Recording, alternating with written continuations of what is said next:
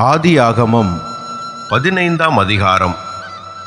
இந்த காரியங்கள் நடந்த பின்பு கர்த்தருடைய வார்த்தை ஆபிராமுக்கு தரிசனத்திலே உண்டாகி, அவர், ஆபிராமே, நீ பயப்படாதே, நான் உனக்கு கேடகமும் உனக்கு மகா பெரிய பலனுமாய் இருக்கிறேன் என்றார்.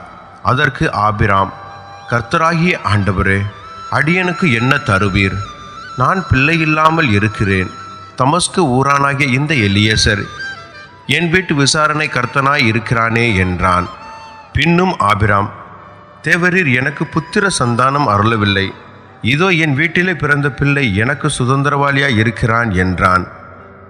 அப்பொழுது கர்த்தருடைய வார்த்தை அவனுக்கு உண்டாகி, இவன் உனக்கு சுதந்திரவாளி அல்ல, உன் கற்ப பிறப்பாய் இருப்பவனே உனக்கு சுதந்திரவாளியாவான் என்று சொல்லி அவர் அவனை வெளியே அழைத்து, நீ வானத்தை அண்ணாந்து பார், நட்சத்திரங்களை எண்ண உன்னால் கூடுமானால் அவைகளை எண்ணு என்று சொல்லி, பின்பு அவனை நோக்கி, உன் சந்ததி இவ்வண்ணமாயிருக்கும் என்றார்.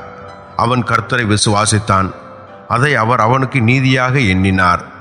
பின்னும் அவர் அவனை நோக்கி, இந்த தேசத்தை உனக்கு சுதந்திரமாக கொடுக்கும் பொருட்டு உன்னை ஊர் என்கிற கல்தேயருடைய பட்டணத்திலிருந்து அழைத்து வந்த கர்த்தர் நானே என்றார். அதற்கு அவன், கர்த்தராகிய ஆண்டவரே, நான் இதை சுதந்திரத்துக் கொள்வேன் என்று எதினால் அறிவேன் என்றான். அதற்கு அவர், 3 வயது கிடாரியையும் 3 வயது வெள்ளாட்டையும் 3 வயது ஆட்டுக்கடாவையும் 1 காட்டுப்புறாவையும் 1 புறா குஞ்சையும் என்னிடத்தில் கொண்டு வா என்றார். அவன் அவைகள் எல்லாவற்றையும் அவரிடத்தில் கொண்டு வந்து அவைகளை நடுவாக துண்டித்து துண்டங்களை ஒன்றுக்கொன்று எதிராக வைத்தான். பட்சிகளை அவன் துண்டிக்கவில்லை. பறவைகள் அந்த உடல்களின் மேல் இறங்கின. அவைகளை ஆபிராம் துரத்தினான். சூரியன் அஸ்தமிக்கும் போது ஆபிராமுக்கு அயர்ந்த நித்திரை வந்தது.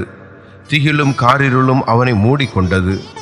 அப்பொழுது அவர் ஆபிராமை நோக்கி, உன் சந்ததியார் தங்களுடைய தள்ளாத அந்நிய தேசத்திலே பரதேசிகளாய் இருந்து அத்தேசத்தாரை சேவிப்பார்கள் என்றும் அவர்களால் 400 வருஷம் உபத்திரப்படுவார்கள் என்றும் நீ நிச்சயமாக அறிய கடவாய்.